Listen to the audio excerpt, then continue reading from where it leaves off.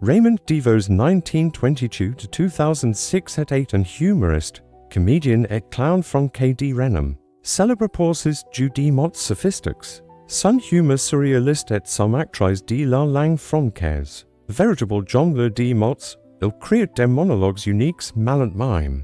Musique et comique de situation.